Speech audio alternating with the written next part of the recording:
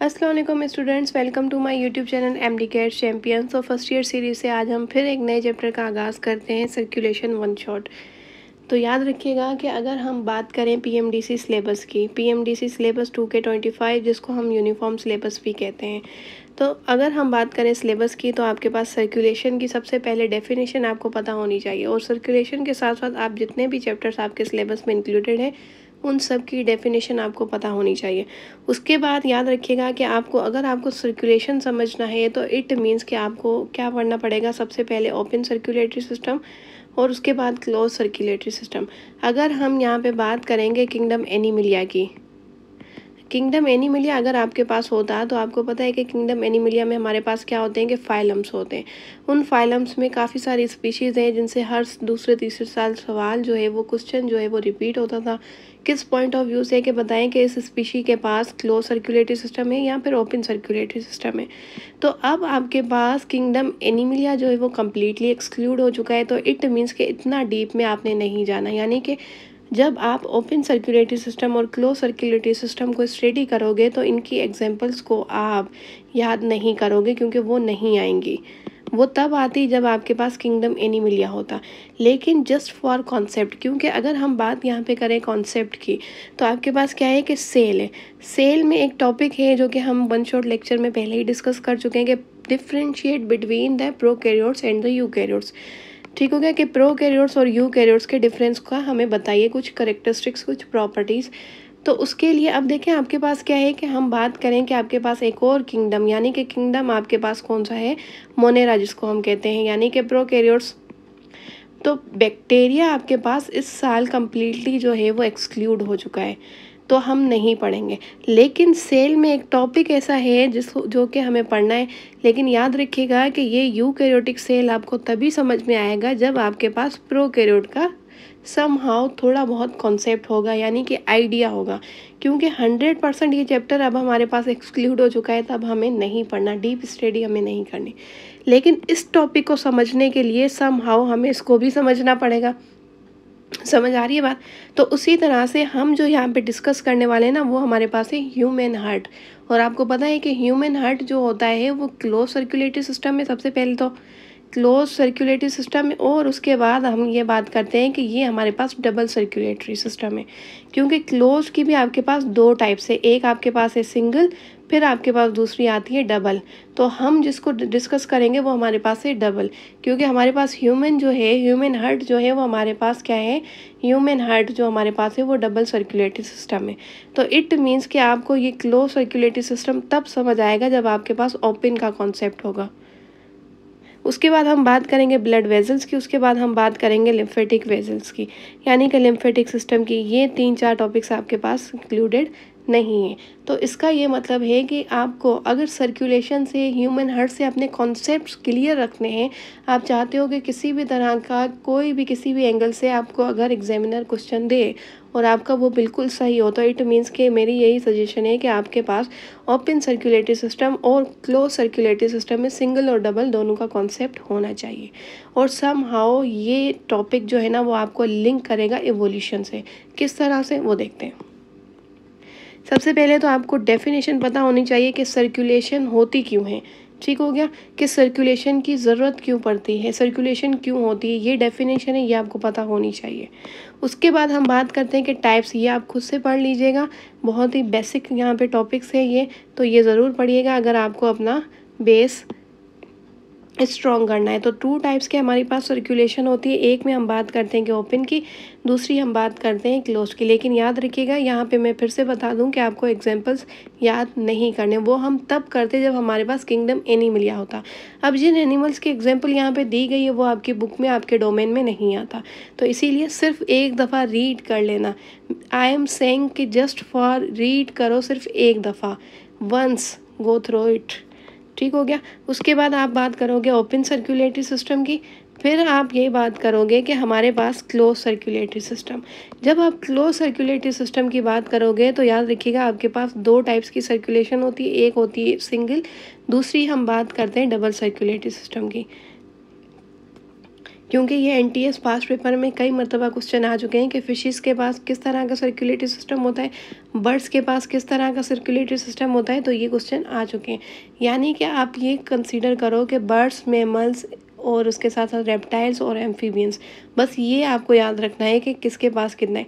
बाकी kingdom Animalia में जितने भी फाइलम हैं, जितनी भी स्पीशीज़ हैं, वो याद नहीं करनी। क्योंकि अगर हम बात करें कि डबल सर्कुलेटरी सिस्टम की, तो कहता है कि एम्फीबियंस टू द ऑनवर्ड्स, आपके पास क्या होता है कि मैमल्स के पास डबल सर्कुलेटरी सिस्टम्स होता है। अब डबल सर्कुलेटरी सिस्टम में क्या होता है, कहता है कि ये एक ऐसी सर्कुलेशन है जिसके अंदर हम बात करते हैं कि separate oxygenated and D oxygenated circulation separately होती है, जिसको हम कहते हैं कि पल्मोनरी एंड सिस्टमेटिक सर्कुलेशन। ठीक हो गया। उसके बाद अगर बात की जाए कि क्रोकोडाइल, बर्ड्स और मैमल्स की, इनके पास कितने चैम्बर्स होते हैं, इनके पास होते हैं 4 चैम्बर्स। तो ये आपके पास कॉन्सेप्ट थोड़ा बहुत होना चाहिए, जिसको हम यहाँ पे कहते हैं कि कंप्लीट डबल सर्कुलेशन या फिर सर्किट। अब देखिए यहाँ पे आपके पास एक ये फिगर बनी हुई है, तो ये कहता है कि सिंगल सर्कुलेशन किसके पास होती है, फिशेस के पास होती है। यानी कि यहाँ पे देखें ऑक्सीजनेटेड एंड डीऑक्सीजनेटेड ब्लड जो हो रहा है वो मिक्स हो रहा है। उसके बाद हम बात करते हैं कि both single and the double circulation जो आपके पास होती है वो कौन सी होती है, एम्फीबियंस के पास। उसके बाद हम बात करेंगे ये आपके पास होती है इनकम्प्लीट, और ये हमारे पास होती है कंप्लीट, और वो होती है हमारे पास बर्ड्स में और मैमल्स में। क्लियर हो गई बात। तो ये सम हाउ आपको कनेक्ट किससे कर रहा है, ये क्या हो रही है, अगर हम इस तरह से एरो लगा के इसको देखें, ठीक हो गया, इस तरह से अगर हम देखें इसको, तो ये आपके पास क्या है, ये हमारे पास एवोल्यूशन हो रही है। एवोल्यूशन के पॉइंट ऑफ व्यू से भी यहाँ से आपको कॉन्सेप्ट को लिंक कर सकता है एग्जामिनर। अब अगर हम बात करें यहाँ पे कि general characteristics of the circulatory system, यहाँ से आपका एक्चुअल जो है वो टॉपिक स्टार्ट होता है सिलेबस का। अब इस इमेज से अपना कॉन्सेप्ट क्लियर करते हैं कि एवोल्यूशन क्या होती है। तो याद रखिएगा कि यहाँ पे हमारे पास क्या है कि ये फिशेस है, इनके पास कितने चैम्बर्स होते हैं, तो वो होते हैं 2। ये आपकी ओपन सर्कुलेटरी सिस्टम में लिखा हुआ है, ठीक हो गया, वो आप खुद से पढ़ लीजिएगा। इनके पास 2 चैम्बर्स होते हैं, एक होता है एट्रियम और दूसरा होता है इनके पास वेंट्रिकल। अब यहाँ पे ये हमारे पास एक स्ट्रक्चर है, ये कहता है कि क्या है, साइनस विनोसस। अब साइनस विनोसस क्या होता है, कहता है कि ये हमारे पास एक हार्ट का चेम्बर होता है, जो कि प्रिमिटिव हार्ट जो होते हैं ना, यानी कि सबसे ओल्ड हमारे पास हिस्ट्री इवोल्यूशन क्या कहती है कि फिशेस होती हैं। तो फिशेस के पास जो होता है, ये हमारे पास हार्ट का एक चेम्बर होता है, जो कि ब्लड को यहाँ से कलेक्ट करता है, और कलेक्ट कहाँ से करता है, बॉडी से कलेक्ट करता है और वो जाता कहाँ पे, कलेक्ट करने के बाद एट्रियम से पहले का जो स्ट्रक्चर होता है उसे हम कहते हैं कि साइनस विनोसस। ये याद रखिएगा, यानी कि बॉडी से कलेक्शन करके एट्रियम को देता है, और इसकी पोजीशन क्या होती है, एट्रियम से पहले। लेकिन अगर हम यहाँ पे किसकी बात करें कि एम्फीबियंस की बात करें, तो एम्फीबियंस की अगर देखें तो ये आपके पास क्या है कि राइट एट्रियम है, और राइट एट्रियम से पहले हमारे पास क्या स्ट्रक्चर होगी, जो कि बॉडी से सारा ब्लड जो होगा वो कलेक्ट करके आएगा, उसको हम यहाँ पे कहेंगे साइनस विनोसस। तो इनके पास देखें कितने चैम्बर्स हैं, इनके पास हैं 3 चैम्बर्स। क्लियर हो गई बात। लेकिन अगर हम यहाँ पे बात करेंगे रेप्टाइल्स की, रेप्टाइल्स में क्या होता है कि 4 चैम्बर्स बनने की शुरुआत होती है। देखिए हाफ बना है, ठीक हो गया। तो ये हमारे पास कितने चैम्बर्स होते हैं इनमें, वो कहता है ये एक्सेप्ट जो आपके पास है क्रोकोडाइल। क्रोकोडाइल में ये एनटीएस पास्ट पेपर में क्वेश्चन आ चुका था, और उसके साथ साथ आपके ओल्ड टेक्स्ट बुक में भी है कि क्रोकोडाइल यानी कि रेप्टाइल्स में ये एक्सेप्ट ऐसी स्पीशी है क्रोकोडाइल जिनके पास 4 चैम्बर्स है, क्योंकि उन्होंने कहा है एक्सेप्ट, ठीक हो गया। और यहाँ पे भी देखें मैमल्स, बर्ड्स में क्या होता है कि ये इसकी जो कंप्लीट आप कह दो ना सेपरेशन, जिसको हम क्या कहते हैं, हमारे पास वेंट्रिकुलर सेप्टम जिसको हम कहते हैं ना, वो कंप्लीट सेपरेशन हो चुकी होती है, जो कि यहाँ पे हो चुकी है। तो ये क्रोकोडाइल जो होते हैं ये रेप्टाइल्स में एक्सेप्ट आप कह सकते हो कि ऐसी स्पीशीज़ है जिनके पास ये सेप्टम आ चुका है। क्लियर हो गई बात। और ये भी क्वेश्चन आ चुका है कि साइनस वेनोसस जो होता है ये आगे चल के हमारे पास क्या बनाता है, राइट आप कह सकते हो कि यहाँ पे एट्रियम होगा, ये मिस्टेक है, ठीक हो गया, ये ए होगा और ये भी ए हो गया, ठीक हो गया, लेफ्ट एट्रियम और राइट एट्रियम, ठीक हो गया, ये ए है। तो इस तरह से हमारे पास ये क्या हो रही है, ये आप कह सकते हो कि इवोल्यूशन का बेस्ट एग्जांपल है आपके पास। तो सम हाउ ये इवोल्यूशन चैप्टर से भी हमें कनेक्ट कर सकता है। अब हम डिस्कस करते हैं कि general characteristics of the circulatory system क्या होता है।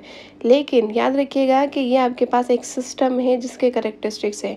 लेकिन हम जब सेल को डिस्कस कर रहे थे तब मैंने आपको बताया था कि सेल को ज़िंदा रहने के लिए 3 पैरामीटर्स बहुत ही ज़्यादा ज़रूरी थे।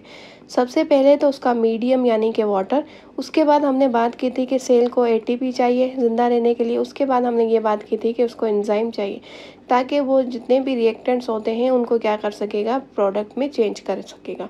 उसके बाद अब ये आपके पास क्या स्टडी हम कर रहे हैं, एक सेल करें, लेकिन अभी हम क्या बात करें कि हमारे पास सेल से टिश्यू बने, टिश्यू से हमारे पास ऑर्गन और ऑर्गन से ऑर्गन सिस्टम। तो ये आपको यहाँ पे जो हम सर्कुलेटरी सिस्टम जो डिस्कस कर रहे हैं ना, यानी कि वो हमारे पास ये वाला लेवल है, यानी कि ऑर्गन सिस्टम लेवल है ये। तो ऑर्गन सिस्टम को जब हम डिस्कस करेंगे तो इट मीन्स कि हमारे पास हम इस चैप्टर में कुछ ऑर्गन्स को भी डिस्कस करेंगे। और वो ऑर्गन्स आपके पास कौन से होंगे, तो याद रखिएगा वो हमारे पास एक हार्ट है, दूसरा हमारे पास ब्लड वेजल्स है, और ये हमारे पास क्या है कि बिहेव करेंगे एज एन ऑर्गन। ठीक हो गया। उसके साथ साथ इनके पास कुछ टिश्यूज़ भी होंगे, अंडरस्टूड सी बात है जो कि हम पढ़ेंगे। क्या होंगे कि टिश्यूज़ भी होंगे और उन टिश्यूज़ के कुछ सेल्स को भी हम स्टडी करेंगे। तो वही बात यहाँ पे लिखी गई है, कहता है कि all the circulatory system has the 3 major components. सबसे पहले तो ब्लड। ब्लड क्यों, क्योंकि ये मीडियम ट्रांसपोर्ट है, बिल्कुल इसी की तरह। किसकी तरह, बिल्कुल सेल के अंदर जिस तरह से वाटर जो होता है वो मीडियम प्रोवाइड करता है, क्योंकि वो एक सेल होता है। अब हम एक ऑर्गन सिस्टम को स्टडी कर रहे हैं, तब हमारे पास वो मीडियम कौन प्रोवाइड करेगा, ब्लड जो है वो मीडियम ऑफ द ट्रांसपोर्ट होगा। ठीक हो गया। उसके बाद हमारे पास क्या होते हैं कि कुछ चैनल्स होते हैं, क्योंकि इन चैनल्स के थ्रू अब हम क्या कर रहे हैं, सिस्टम को स्टडी कर रहे हैं। तो यहाँ पे हमारे पास क्या होगा कि कुछ ऑर्गन्स का कोऑर्डिनेशन होगा। तो उन ऑर्गन्स का हमारे पास कोऑर्डिनेशन कैसे होगा, तो वो कहता है कि ये हमारे पास होगा या तो चैनल्स के थ्रू, या फिर आप कह सकते हो कि हमारे पास ब्लड वेजल्स के थ्रू होगा। ठीक हो गया। क्योंकि conduct the throughout the body. A system of the channels are the vessels that conduct the blood throughout the body. ठीक हो गया। उसके बाद हमारे पास क्या चाहिए, यानी कि हमें एक ऐसी बॉडी चाहिए जो कि इसको पंप करे, क्योंकि इस वेजल्स के अंदर इस तरह से तो ऑटोमेटिकली तो नहीं जाएगा ना ब्लड, तो उसको क्या चाहिए, एक पंपिंग मशीन चाहिए। और वो हमारे पास पंपिंग मशीन कौन सी है, वो हमारे पास है हार्ट, जिसको हम क्या कहते हैं, अगर हमारे पास अगर ये ह्यूमन हार्ट है, ह्यूमन की बात करें तो हार्ट होगा। लेकिन अगर हम यहाँ पे लोअर एनिमल्स की बात करें तो उनके पास क्या होगा कि मॉडिफाइड ब्लड वेसल्स। और यही मॉडिफाइड ब्लड वेसल्स इवोल्यूशन करके हमारे पास क्या बना है, हमारे पास हार्ट बना है, जो कि ये इवोल्यूशन मैंने आपको थोड़ी देर पहले इस तरह से समझाई, ये वाली इस तरह से कि पहले फिशेस के पास थी। ठीक हो गया। फिर हमारे पास क्या है, डबल सर्कुलेटरी सिस्टम, लेकिन ओपन थी जो कि एम्फीबियंस में। और उसके बाद हमारे पास क्लोज आ गई है कम्प्लीटली डबल सर्कुलेटरी सिस्टम, जो कि हमारे पास बर्ड्स में और मैमल्स में है। तो इसी तरह से ये मॉडिफाइड ब्लड वेजल्स जो है वो हमारे पास क्या बन चुकी थी, अब हार्ट बन चुका था, यानी कि ये हमारे पास पंपिंग मशीन है। अब हम बात करते हैं कि हमारे पास ह्यूमन हार्ट। कहता है कि human heart has a somewhat conical form and enclosed by the, आपके पास किससे ये इनक्लोज्ड है, पेरिकार्डियम। आपके बॉडी के अंदर जितने भी ऑर्गन्स होते हैं वो कोई ना कोई आपके पास मेम्ब्रेन होती है जिससे वो इनक्लोज होते हैं। तो हार्ट जिस मेम्ब्रेन के साथ इनक्लोज होती है वो आपके पास होती है पेरिकार्डियम। अब यहाँ पे इसकी लोकेशन की बात की गई, it is located between the lungs. ठीक हो गया। विथ 1/3 सिचुएटेड आपके पास ऑन द राइट। ठीक हो गया। और उसके बाद वो कहता है कि 2/3 जो आपके पास होता है वो कहाँ पे होता है, left of the mid line, just behind the आपके पास स्टर्नम। स्टर्नम क्या होती है कि हमारा जो रिब केज होता है, वो रिब केज यानी कि जो सपोर्ट प्रोवाइड करती है, एक बोन होती है, उसको हम यहाँ पे कहते हैं स्टर्नम। इस स्टर्नम की ही सपोर्ट से हमारे पास रिब केज जो होता है वो बिल्कुल एक ढांचा बनता है, एक फ्रेम बनता है। तो ये याद रखिएगा कि उनके बीच में होता है बिहाइंड, वो कहता है कि बिहाइंड। और याद रखिएगा कि इसी रिब केज के अंदर आपके पास क्या होता है, यानी कि हार्ट भी होता है, उसके साथ साथ हमारे पास लंग्स भी इनक्लोज्ड होते हैं इसी रिब केज से। और ये रिब केज जो होती है वो स्टर्नम इसको क्या करती है, इसको सपोर्ट प्रोवाइड करती है। क्लियर हो गई बात। अब यहाँ पे याद रखिएगा कि आपके पास 1/3 जो होता है वो राइट होता है एंड 2/3 आपके पास जो होता है वो लेफ्ट साइड होता है। अब यहाँ पे बात करते हैं कि layers of the heart wall. The heart wall consist of the 3 layers enclosed in A pericardium. अब ये यहाँ पे याद रखिएगा कि आपका जो हार्ट है ना, वो हार्ट क्या होता है कि 3 लेयर से कंपोज होता है, उसी तरह से जिस तरह से हमारे पास ब्रेन हमारा भी 3 लेयर से कंपोज होता है। लेकिन याद रखिएगा कि उस लेयर्स जो आपके पास है ना, उस 3 लेयर्स के अलावा भी हमारे पास एक्स्ट्रा लेयर होती है। ठीक हो गया, एक्स्ट्रा आप कह सकते हो कि एक मेम्ब्रेन होती है। अब कहता है the pericardium is a thick covering that enclose the heart and आपके पास क्या होता है, कहता है कि roots of the heart and the major आपके पास हार्ट वेजल्स होती हैं। अब देखिए यहाँ पे इस आपके पास क्या होता है कि पेरिकार्डियम, ये जो पेरिकार्डियम होता है आप इसको समझ लीजिए कि ये आपके पास क्या होता है कि एक्स्ट्रा लेयर या फिर आप कह दो कि मेम्ब्रेन होती है। क्या होती है कि ये एक्स्ट्रा मेम्ब्रेन होती है, जिसको हम क्या कहते हैं कि पेरिकार्डियम। और ये क्या होती है, ये खुद आपके पास 3 लेयर से कंपोज होती है, इसीलिए हम इसको कहते हैं कि ये थिक है। Thick covering that enclose the heart and the roots, वो कहता है of the major heart vessels. अब ये पेरिकार्डियम हार्ट के अंदर जितनी भी ब्लड वेजल्स आ रही है ना, जिस तरह से आप कंसीडर कर लीजिए कि अयोटा है आपके पास, सुपीरियर वेना कावा है, उसके बाद हम बात करते हैं कि इन्फीरियर वेना कावा है। तो ये जितनी भी आपके पास जो वेजल्स आ रही है ना, ये उसको इनक्लोज करता है, क्योंकि अल्टीमेटली ये हार्ट के अंदर की वेजल्स होती है। ठीक है, हार्ट से जो हमें कनेक्ट करती है। वरना ये यहाँ पे ये भी कह सकता था कि आपके पास कहता है कि and the root of the major heart आपके पास वेजल, वरना वो ये भी कह सकता था, इसको यहाँ पे रिमूव करके वो सिंपल वेजल भी कह सकता था। फिर आपके पास क्या कॉन्सेप्ट आता कि ये पेरिकार्डियम आपके पास ब्लड वेजल्स यानी कि वेन्स, कैपिलरीज और आर्टरीज की बात कर रहा है। लेकिन यहाँ पे देखिए उसने कहा है कि किसकी है, हार्ट वेजल। ठीक हो गया, तो याद रखिएगा पेरिकार्डियम किससे कनेक्शन रखती है, ब्लड वेजल्स से तो रखती है, लेकिन वो ब्लड वेजल्स कौन सी, जो कि हार्ट से आपको कनेक्ट करती है, जो कि हार्ट की है। आयोटा, सुपीरियर वेना कावा, इन्फीरियर वेना कावा, आपके पास पुल्मोनरी वेन्स, ये सब। अब कहता है कि कंसिस्ट ऑफ एन आउटर, अगर हम यहाँ पे पेरिकार्डियम को डिस्कस करें तो इसकी एक आउटर लेयर होती है जिसको हम कहते हैं कि फिब्रस पेरिकार्डियम, एक इनर होती है, ये याद रखिएगा, इनर आपके पास डबल होती है। यानी कि आउटर आपके पास कितनी होती है, एक होती है, इनर आपके पास जो होती है वो कितनी होती है, 2 होती है। तो कलेक्टिवली आपके पास पेरिकार्डियम लेयर कितनी हो गई, 3 हो गई। तो ये 3 लेयर से कंपोज होती है, इसीलिए हमारे पास ये थिक होती है। तो याद रखिएगा, कहता है कि वो आपके पास कौन सी होती है, इनर जो डबल लेयर होती है उसको हम क्या कहते हैं, सेरस मेम्ब्रेन।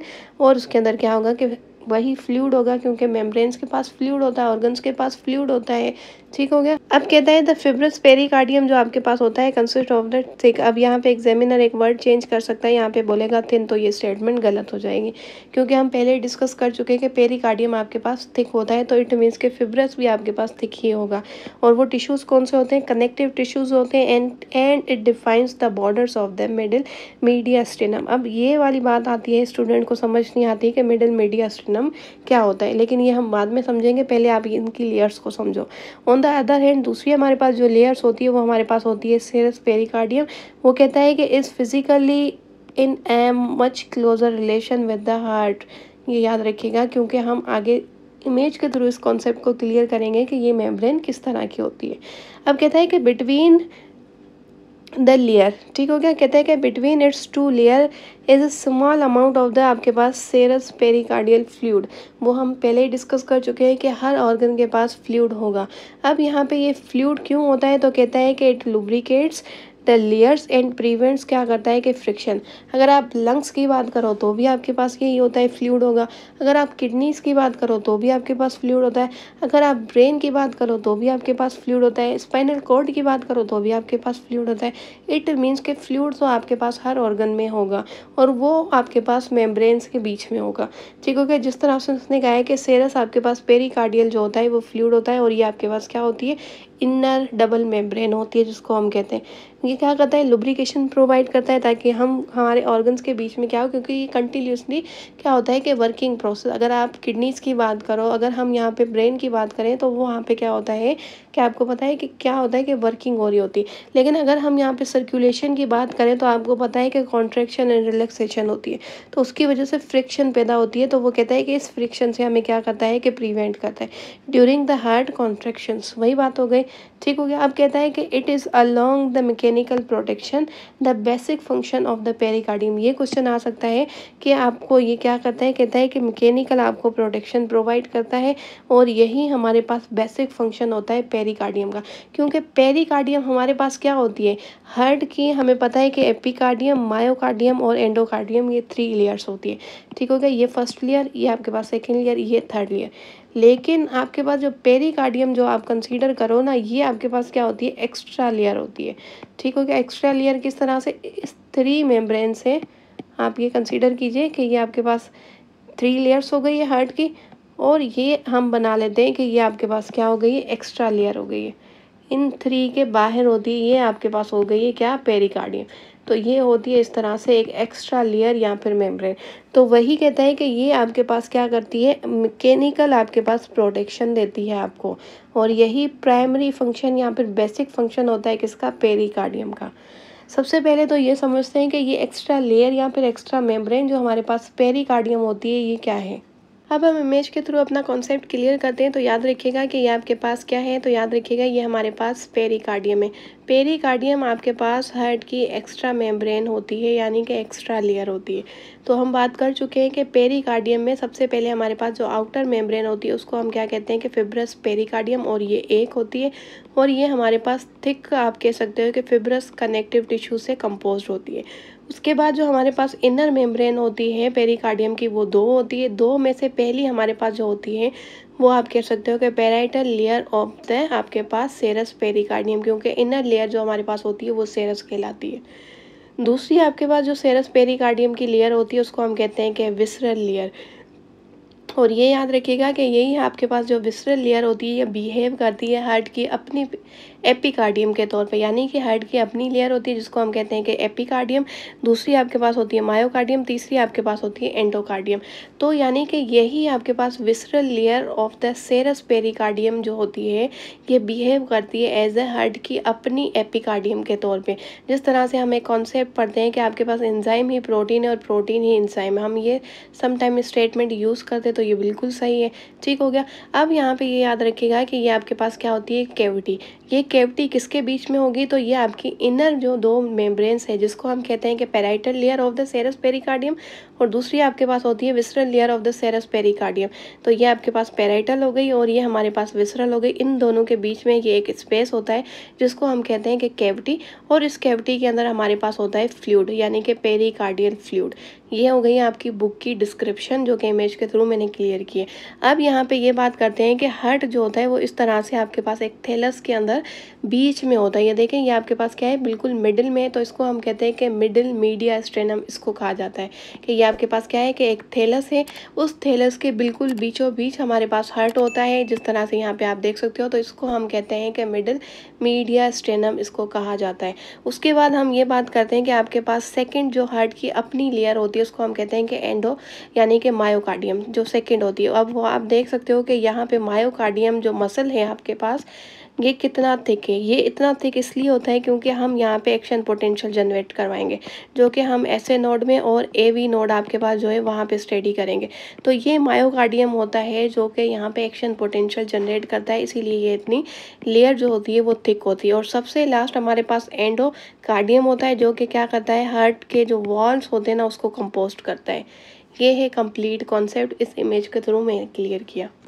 तो यही बात आपकी बुक में लिखी हुई कहता है कि द आउटर आपके पास फिब्रस लेयर होती है जो कि फिब्रस पेरिकार्डियम कहलाती है, और इनर जो आपके पास होती है वो डबल सेरस होती है। और आपको पता है डबल में क्या होता है, एक आपके पास पैराइटल होती है, दूसरी आपके पास विसरल होती है, और इन दोनों के बीच में आपके पास क्या होता है कि कैविटी होती है, और उस कैविटी में हमारे पास होता है फ्लूइड।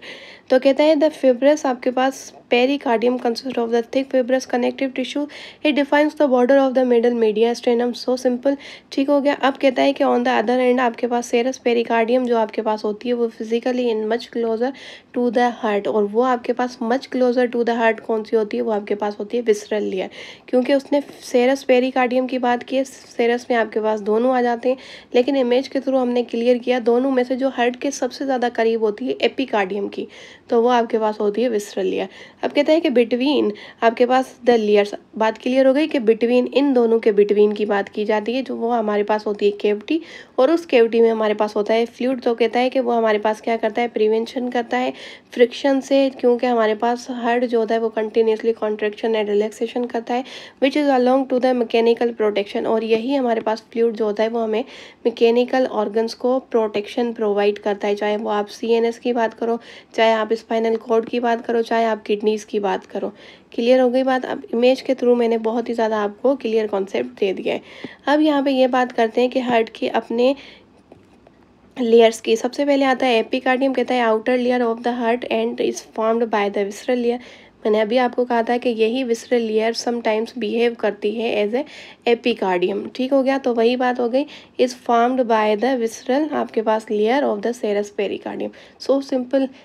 अब कहता है कि मायोकार्डियम, मायोकार्डियम जो आपके पास होता है ये आपके पास middle layer of the heart wall होती है, और ये हमारे पास क्या करती है, एक्साइटेशन क्रिएट करती है, या फिर आप कह सकते हो कि एक्शन पोटेंशियल करवाती है, जिसकी वजह से हमारे पास क्या होते हैं कि आप कह सकते हो कि इम्पल्सेस। आप यहाँ पे नर्व इम्पल्स नहीं बोलोगे, क्योंकि अगर न्यूरॉन जनरेट करता तो वो नर्व इम्पल्स होते हैं, लेकिन अब यहाँ पे हम ये बात करेंगे कि सिर्फ इम्पल्सेस की।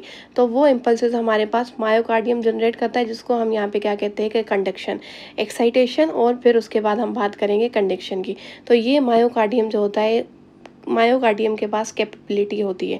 उसके बाद हम बात करते हैं कि थर्ड आपके पास लेयर, ये यहाँ पे मिस्टेक है, ये आपके पास इनर आप कह दो कि आपके पास एक लेयर होती है। अब इसके पास क्या होगा, जिस तरह के ब्रेन के पास क्या होते हैं कि पार्ट्स होते हैं, फोर ब्रेन, मिड ब्रेन और हाइंड ब्रेन, फिर उस पार्ट्स के भी सब पार्ट्स होते हैं, जिस तरह से टॉपिक होते हैं फिर उसके भी सब टॉपिक्स होते हैं। तो उसी तरह से आपके पास जो ये एंडोकार्डियम है ना, उसके भी सब पार्ट्स होते हैं, तो जिसको हम यहाँ पे कहते हैं कि आपके पास सब एंडोकार्डियल लेयर्स होती हैं, और इनसे हमारे पास क्या बनता है कि हार्ट जो आपके पास होता है ना, उसके वॉल्स बनते हैं, ये याद रखिएगा। अब कहता है rest of the heart is compose of the mainly, आपके पास क्या होता है, सब का क्या मतलब है, टॉपिक के अंदर सब टॉपिक होता है, तो आपके पास डीप स्टडी नहीं है यहाँ पे, ये जो आपके पास लेयर्स है, लेकिन एपिकार्डियम के भी सब पार्ट्स होते हैं, जिसको हम कहते हैं कि एपी आपके पास सब एपिकार्डियल। और उसके बाद अगर हम बात करें कि एंडोकार्डियम के भी सब पार्ट्स होते हैं, तो उसको हम यहाँ पे कहेंगे कि सब एंडोकार्डियल लेयर्स होती है।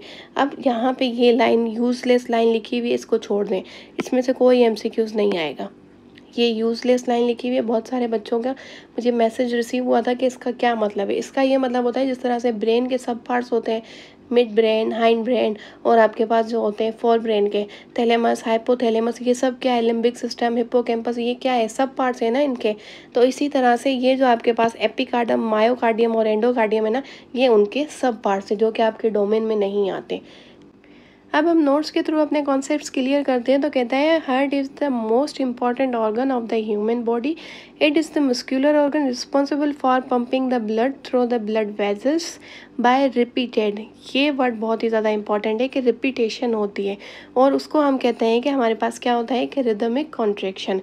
कहता है कि heart pump the blood which carries all the vital आपके पास material that help in the various body function. क्योंकि हमारे पास जो सर्कुलेशन हो रही है वो किसकी हो रही है, ब्लड की हो रही है। हार्ट सर्कुलेशन जो कर रहा है वो आपको पता है कि ब्लड की कर रहा है, और आपको पता है कि ब्लड के दो पार्ट्स होते हैं, ठीक हो गया, याद रखिएगा। एक आपके पास होता है प्लाज्मा और दूसरा आपके पास होता है सेल्स।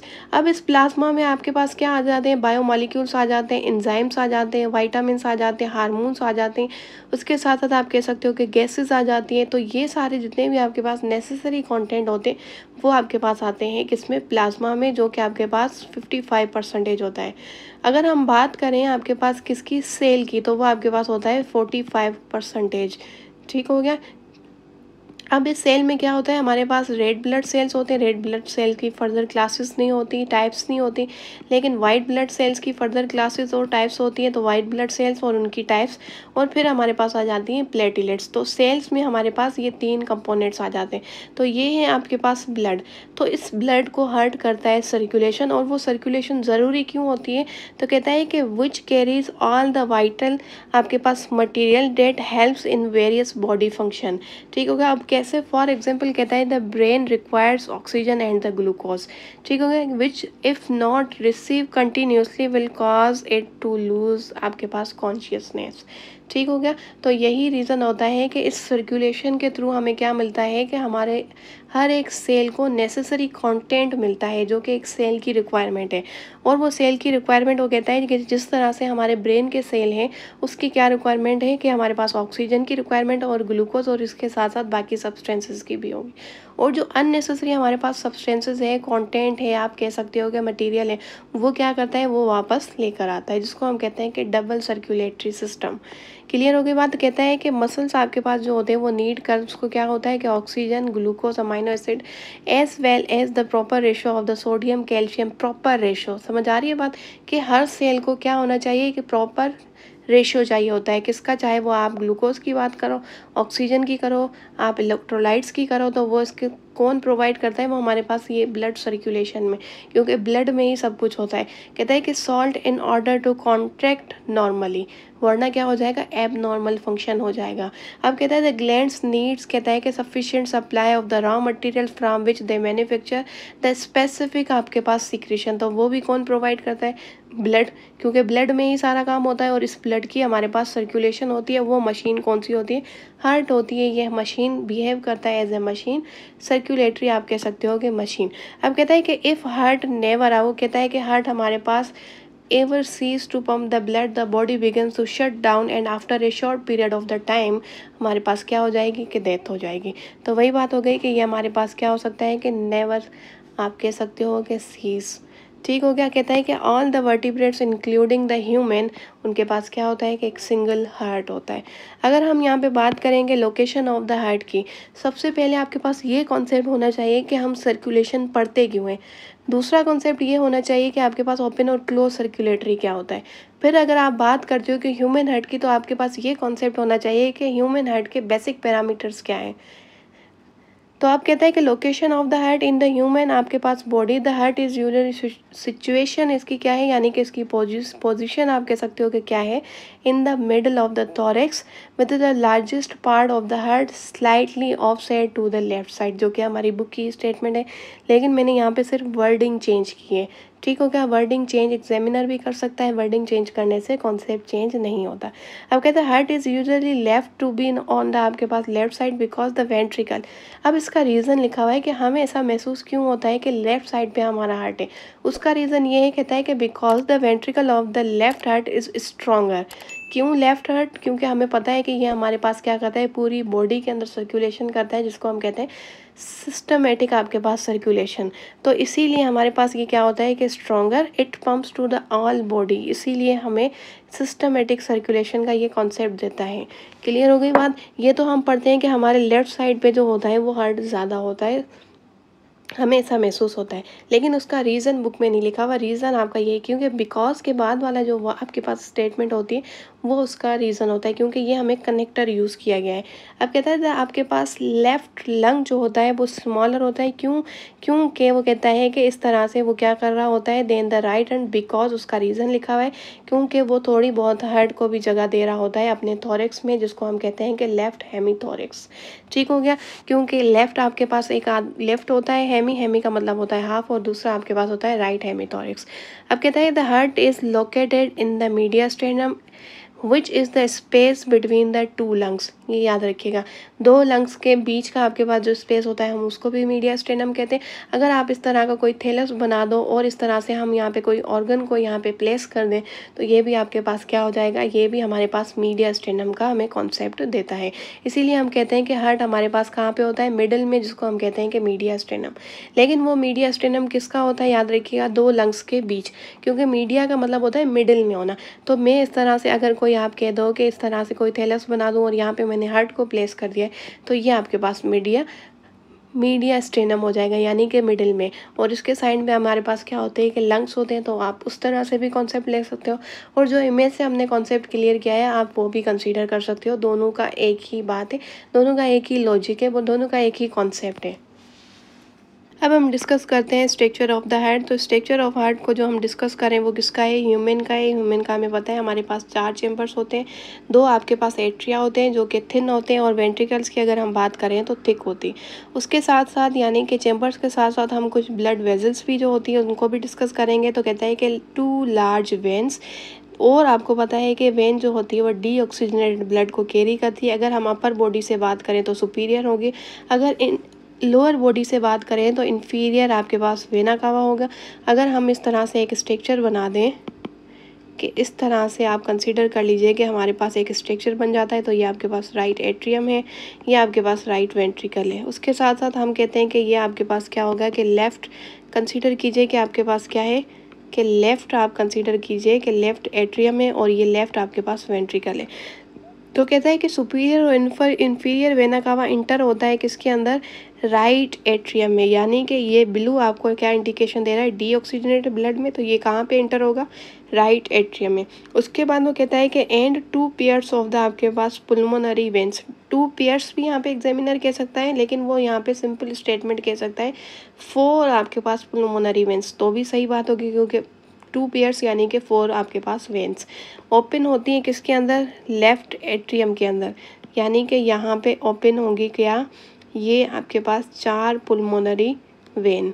ठीक हो गया। उसके बाद वो कहता है कि सिमिलरली, अब यहाँ से भी हमने देख लिया है और यहाँ पे हमारे पास जो ब्लड वेजल्स जो हो रही हैं वो इंटर हो रही हैं। अब कहता है कि सिमिलरली, अब हमने एंट्री पढ़ी है, यहाँ पे क्या हो रही है, एंट्री हो रही है। अब हम क्या पढ़ेंगे, वो कहता है कि सिमिलरली 2 लार्ज आर्टरीज जो हैं वो आपके पास emerges out, one from the आपके पास राइट वेंट्रिकल, राइट वेंट्रिकल आपके पास कौन सा है, ये यहाँ से क्या होगी, इमर्जेस आउट होगी। तो हम इस तरह से एरो बना सकते हैं कि इमर्जेस आउट हो रही हैं, तो वो आपके पास कौन सी होगी, तो वो कहता है कि हमारे पास पुल्मोनरी आयोटा होगा। उसके बाद वो कहता है कि other from the left ventricle, और वो आपके पास इस तरह से हम ब्लू से बना देते हैं क्योंकि हमारे पास ये क्या होगा, ऑक्सीजनेटेड ब्लड होगा, तो वो हमारे पास होगा सिस्टमेटिक आयोटा, जो कि हमारी पूरी बॉडी के अंदर ऑक्सीजनेटेड ब्लड को क्या करेगा, सर्कुलेट करेगा। ये सिस्टमेटिक आयोटा हो गया है। और ये इस तरह से आपके पास पुल्मोनरी आयोटा जो कि डीऑक्सीजनेटेड ब्लड। अब कहता है कि राइट एंड लेफ्ट एट्रिया जो है वो सेपरेटेड हो जाते हैं, कि हम पहले ही बात कर चुके हैं। मैंने आपको एवोल्यूशन पॉइंट ऑफ व्यू से शुरू में बता दिया था कि किस तरह से सेपरेशन हो रही है ये हमारे चेम्बर्स की। तो वो आपके पास होता है 2 एट्रिया अगर सेपरेट हो रहे हैं तो उसको हम कहते हैं कि इंटर एट्रियल सेप्टम। और उसके साथ साथ वो कहता है कि right atrium and the left ventricle जो है वो आपके पास सेपरेटेड हो रहे हैं, जिसको हम कहते हैं कि इंटर आपके पास वेंट्रिकुलर सेप्टम। के 2 एट्रिया आपके पास सेपरेट हो रहे हैं तो उसको हम कहेंगे आपके पास एट्रियल सेप्टम। और 2 अगर आपके पास वेंट्रिकल सेप्टम जो है वो सेपरेट हो रहे हैं तो उसको हम कहेंगे इंटरवेंट्रिकुलर। यहाँ पे मिस्टेक है, ठीक हो गया। यहाँ पे आपके पास एट्रियम नहीं आएगा, राइट एंड लेफ्ट वेंट्रिकल होगा, ठीक हो गया, ये नहीं होगा, यहाँ पे मिस्टेक है, इसीलिए आप कंफ्यूज हो रहे हो।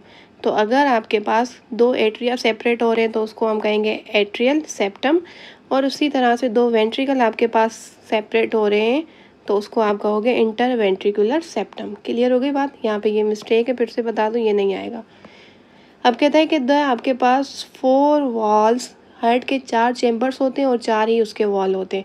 तो कहता है कि the wall in the heart each आपके पास जो होता है वो consist of the flap of the connective tissue, जो कि प्रिवेंट करता है बैकवर्ड फ्लो को। क्योंकि हमारे पास जितने भी वॉल्स जो होते हैं ना, वो हमारे पास ब्लड वेजल्स में भी यही कॉन्सेप्ट होता है, लिम्फेटिक वेजल्स में भी हम ये पढ़ेंगे, लिम्फेटिक सिस्टम में भी ये पढ़ेंगे। वॉल जो हमारे घरों में भी होता है, पानी का वॉल, वो क्या करता है, प्रिवेंट करता है बैकवर्ड फ्लो को। सो सिंपल, ये एनटीएस पास पेपर में एज इट इज़ आ चुका है कि वॉल का फंक्शन क्या है, जो कि ब्लड फ्लो को प्रिवेंट करें, ठीक हो गया। तो ये फंक्शन होता है हमारे पास 4 जो आपके पास वॉल्स होते हैं उनका, कि वो प्रिवेंट करते हैं ब्लड के फ्लो को। अब कहता है कि यहाँ पे right atrium open into the right ventricle. अब उन वॉल्स को हम 1 बाय 1 डिस्कस करते हैं। तो कहता है कि वो वॉल हमारे पास कौन सा होगा, जो कि राइट एट्रियम को ओपन करेगा राइट वेंट्रिकल में, तो वो आपके पास होता है एट्रियो वेंट्रिकुलर वॉल, जिसको हम कहते हैं कि ट्राइकस्पिड वॉल। उसी तरह से लेफ्ट एट्रियम जो कि ओपन हो रहा है किसके अंदर, लेफ्ट वेंट्रिकल के अंदर, जिसको हम क्या कहते हैं, एट्रियो वेंट्रिकुलर वॉल, जिसका दूसरा नाम हमारे पास क्या होता है, बाइकस्पिड या फिर मिट्रल वॉल। अब ये याद रखिएगा कि आपके पास जो ट्राइकस्पिड है या फिर हम बाइकस्पिड है या फिर मिट्रल वॉल है ना, इन तीनों को हम कलेक्टिवली क्या कहते हैं, एट्रियो वेंट्रिकुलर वॉल, ठीक हो गया। ये याद रखिएगा क्योंकि ये वो वॉल है जो कि आपको एट्रिया और वेंट्रिकुलर के बीच का है, ठीक हो गया। अब ये याद रखिएगा। अब कहते हैं जिसको हम क्या कहते हैं, एवी वॉल कहते हैं, ठीक है, क्योंकि एट्रियो वेंट्रिकुलर वॉल इसको कहा जाता है।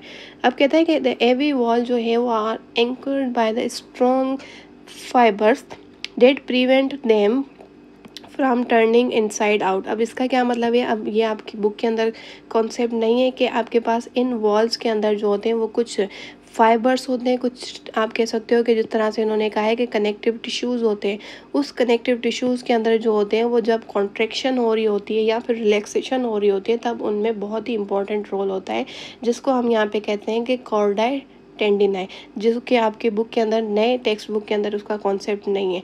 ठीक हो गया। अब वो आपके पास नहीं है क्योंकि इन वॉल्स के साथ वो आप कह सकते हो कि कनेक्टिव टिश्यूज़ जो होते हैं वो कनेक्टेड होते हैं। अब कहता है कि प्रेशर जो है वो generated by the powerful contraction of the ventricles, जिसकी वजह से क्लोज हो जाते हैं।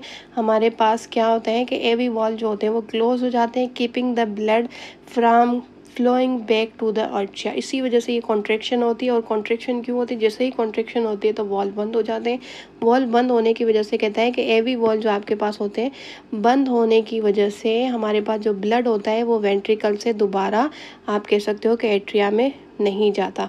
उसके बाद ये हमारे पास दो वॉल्स और होते हैं जिसको हम कहते हैं कि सेमील्यूनर वॉल। याद रखिएगा कि आपके पास एवी वॉल को हम क्या कहते हैं? ट्राइकस्पिड, बाइकस्पिड, और उसके साथ साथ मिट्रल वॉल्स को हम कलेक्टिवली क्या कहते हैं? एवी वॉल कहते हैं। उसी तरह से semilunar wall are located at the two, आपके पास जहाँ पे हार्ट यानी कि एग्जिस्ट हो रहा है वहाँ पे हमारे पास क्या होता है कि एग्जिट हो रहा है, वहाँ पे हम इसको बोलेंगे कि आपके पास दो और वॉल्स होते हैं जिसको हम कहते हैं सेमील्यूनर वॉल्स कलेक्टिवली, जो कि systematic iota, where the systematic aorta leaves the left ventricle and the pulmonary aorta leaves the right ventricle। तो ये हमारे हार्ट के एग्जिट पार्ट्स होते हैं जहाँ पे ऑक्सीजनेटेड ब्लड भी लीव कर रहा होता है और डीऑक्सीजनेटेड ब्लड भी लीव कर रहा होता है। ये देखें, ये हमारे पास क्या है? पुल्मोनरी आयोटा, और ये हमारे पास सिस्टमेटिक आयोटा। ये हमारे पास बात करो तो ऑक्सीजनेटेड ब्लड लीव कर रहा है, ये हमारे पास बात करो तो डीऑक्सीजनेटेड ब्लड लीव कर रहा है इधर से। तो वही बात है, कहता है the blood is pump out into the आपके पास arteries through the semilunar valve, और इन दोनों वॉल्स को हम क्या कहेंगे? Collectively semilunar valve, which are forced open by the pressure created by the ventricular contraction when the आपके पास ventricles let the blood start to flow back towards the heart closing the आपके पास सेमील्यूनर walls. यही बात हो गई कि contraction होती है, कॉन्ट्रैक्शन होने की वजह से ये ब्लड आपके पास आगे जाता है, आगे जाने के बाद ये रिलैक्स होता है। तो रिलैक्स होने की वजह से वो कहता है कि वेंट्रिकल्स जो है वो रिलैक्स हो जाते हैं, तो ये ब्लड जो है वो दोबारा से हार्ट के अंदर आने के लिए कोशिश करता है, लेकिन वॉल्स जो होते हैं वो क्लोज हो जाते हैं, जो कि इन वॉल्स को क्या करता है? Flowing back into the ventricle से क्या करता है कि प्रिवेंट करता है। यही फंक्शन होता है वॉल्स का। अब यहाँ पे चारों वॉल्स के बारे में डिस्कशन की हुई है, तो आपको पता होना चाहिए कि ये वॉल्स कहाँ पे होते हैं। तो कहता है द कैविटी ऑफ द आपके पास left ventricle narrow than the right ventricle because of the more आपके पास muscular wall this is due. अब यह आपके पास कहता है कि आपके पास जो लेफ्ट वेंट्रिकल की जो कैविटी है ना वो नैरो है देन द राइट वेंट्रिकल। क्यों है? क्योंकि वो बिकॉज ऑफ द आपके पास मोर मस्कुलर, यानी कि लेफ्ट वेंट्रिकल के पास आपके पास कह सकते हो कि यानी कि इसके पास ज़्यादा मसल्स होते हैं। ठीक, कम नैरो है तो मतलब कि ज़्यादा मसल्स हैं। ठीक हो गया। अगर इस स्टेटमेंट को आप उल्टी करो, ठीक हो गया, कि उल्टी करोगे तो आपको जवाब क्या मिलेगा? राइट वेंट्रिकल आपको जवाब मिलेगा। यानी कि आप ये कह सकते हो कि ये क्या होगी कि आपके पास वाइड होगी और उसके साथ साथ लेस मस्क्यूलर होगी। तो ये इसका क्या हो जाएगा? अपोजिट स्टेटमेंट हो जाएगी।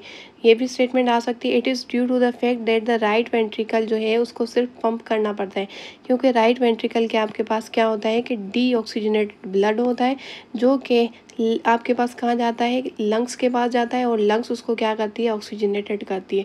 और आपको पता है कि लंग्स कहाँ होते हैं? इसी मीडिया स्टेनम के बराबर में हमने पढ़ चुके हैं कि लंग्स होते हैं, यानी कि इतना ज़्यादा पाथ कवर नहीं करती, तो इसलिए इसको प्रेशर की ज़रूरत नहीं पड़ती। यानी कि मसल्स की, मायोकार्डियम जो आपके पास मसल्स होते हैं वो मसल्स की यहाँ पे आप कह सकते हो कि ज़रूरत इतनी खास नहीं पड़ती, क्योंकि पाथ बहुत ही ज़्यादा छोटा होता है। तो इसलिए हम उसको कहते हैं कि पुल्मोनरी सर्कुलेशन। लेकिन जो आपके पास लेफ्ट वेंट्रिकल है जो कि पंप करता है पूरी बॉडी के अंदर हमारे पास ऑक्सीजनेटेड ब्लड को, तो उसको यहाँ पे पंपिंग की ज़्यादा ज़रूरत होती है। तो इसीलिए हमारे पास वो पंपिंग जो होती है वो आप कह सकते हो कि मायोकार्डियम जो आपके पास हार्ट की जो लेयर होती है वहाँ से हमारे पास ये कॉन्ट्रैक्शन जनरेट होती है, जो कि पूरी बॉडी में हमें सिस्टमेटिक सर्कुलेशन देती है। अब ये आपके पास आयोटा है, आयोटा से कुछ ब्रांचेस यहाँ पे आप देख सकते हो कि निकल रही हैं। तो याद रखिएगा ये लेफ्ट पुल्मोनरी आर्टरीज है, ये एट्रियम है, ये लेफ्ट आप कह सकते हो कि पुल्मोनरी वेंस हैं। ये सारे हार्ट के चैम्बर्स याद रखिएगा कि आपके पास क्या है कि सेमी ल्यूनर वॉल है, लेकिन ये आयोटिक मायोकार्डियम है, उसके बाद ये आप देख सकते हो कि इंटरवेंट्रिकुलर सेप्टम है, ये एपिकार्डियम है जिसको हम क्या कहते हैं कि विसरल पेरिकार्डियम भी कहते हैं, ये हम डिस्कस कर चुके हैं। तो इसी तरह से ये सारे हार्ट के जितने भी आपके पास पार्ट्स हैं तो इनको देख लीजिएगा। ये सुपीरियर वेना कावा है, उसके साथ हम बात करेंगे इन्फीरियर वेना कावा है, और ये रहा आपके पास जिसकी बात मैंने अभी की थी आपको कि आपके पास क्या है कि कॉर्डा है, आप इसको कह सकते हो कि टेंडिना है, इसको पढ़ा जाता है, जो कि आपके पास क्या होते हैं कि ये कनेक्टिव टिश्यूज़ होते हैं जो कि कहाँ पे अटैच होते हैं, ये हमारे पास जो वॉल्स होते हैं उसके साथ ये टिश्यूज़ कनेक्टेड होते हैं, जो कि हमें हार्ट को आप कह सकते हो कि क्या करते हैं कि बंद करने में हमें हेल्प करते हैं, और ओपन करने से हमें क्या करते हैं कि प्रिवेंशन करते हैं। ये एनटीएस पास्ट पेपर में कई दफ़ा हार्ट से क्वेश्चन आया था, तब यहाँ पे इसका कॉन्सेप्ट आपके पास होना चाहिए। अब हम इस इमेज के थ्रू अपना कॉन्सेप्ट क्लियर करते हैं। तो याद रखिएगा, ब्लू कलर की जो इंडिकेशन होती है वो आपके पास डीऑक्सीजनेटेड ब्लड की होती है, और जो रेड कलर की आपके पास होती है इंडिकेशन, वो हमें बताता है कि ये ऑक्सीजनेटेड ब्लड है। तो अगर हम बात करें कि हमारे upper part of the body से जो डीऑक्सीजनेटेड ब्लड आता है वो सुपीरियर लेकर आता है, और लोअर बॉडी पार्ट से हमारे पास डीऑक्सीजनेटेड ब्लड जो होता है वो हमारे पास इन्फीरियर वेना कावा लेके आता है। ये एनटीएस पास पेपर में क्वेश्चन आ चुका है। तो ये दोनों ही हमारे पास कहाँ पे एंट्री हो रही है, इन दोनों की एंट्री हो रही है हमारे पास राइट एट्रियम में। राइट एट्रियम के बाद हमारे पास ट्राइकस्पिड वॉल होता है, ये हमारे पास जो वॉल होता है ये हमारे पास क्या है, ये राइट एट्रियम है, ये हमारे पास राइट वेंट्रिकल है। इन दोनों के बीच में ये जो वॉल है इसको हम कहते हैं ट्राइकस्पिड वॉल। फिर आपके पास जो ब्लड होता है वो कहाँ पे आता है, राइट वेंट्रिकल में आता है। राइट वेंट्रिकल के बाद हमारे पास जब ये हमारे पास कहाँ जाता है, याद रखिएगा, ये हमारे पास पुल्मोनरी वेन के थ्रू पुल्मोनरी सर्कुलेशन करता है।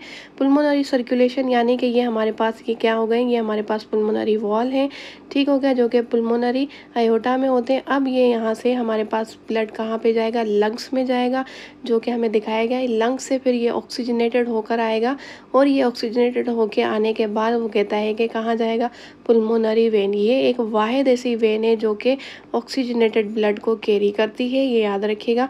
और ये आपके पास पुल्मोनरी आर्टरी, ये एक वाहिद आर्टरी है जो कि आपके पास डीऑक्सीजनेटेड ब्लड को कैरी करती है, जो कि लंग्स की तरफ लेके जाती है। हमारे पास क्या है, पुल्मोनरी आर्टरी। वैसे तो आर्टरी हमें पता है कि क्या करती है, ऑक्सीजनेटेड ब्लड रखती है, और वेन डीऑक्सीजनेटेड ब्लड रखती है। लेकिन आप ये कह सकते हो कि ये हमारे पास एक्सेप्शनल केस होता है, ये भी एक्सेप्शनल केस है वेन का, और ये भी आपके पास क्या है कि एक्सेप्शनल केस, ये एनटीएस पास पेपर में क्वेश्चन आ चुका है।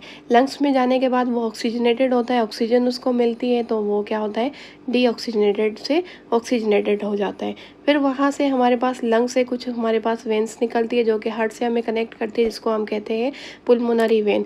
वो आपके पास पुल्मोनरी वेन जो होती है वो आप कह सकते हो कि कहाँ पे एंटर होती है, यानी कि वो हमारे पास लेफ्ट एट्रियम में एंट्री होती है। एंट्री होने के बाद ये यहाँ पे हमारे पास क्या होता है, वेंट्रिकल, और इसके बीच में मिट्रल वॉल होता है जिसको हम कहते हैं बाइकस्पिड वॉल। ये ट्राइकस्पिड होता है, वो हमारे पास बाइकस्पिड होता है। फिर हमारे पास आप कह दो कि ये हमारे पास लेफ्ट, आप कह दो कि लेफ्ट वेंट्रिकल होता है।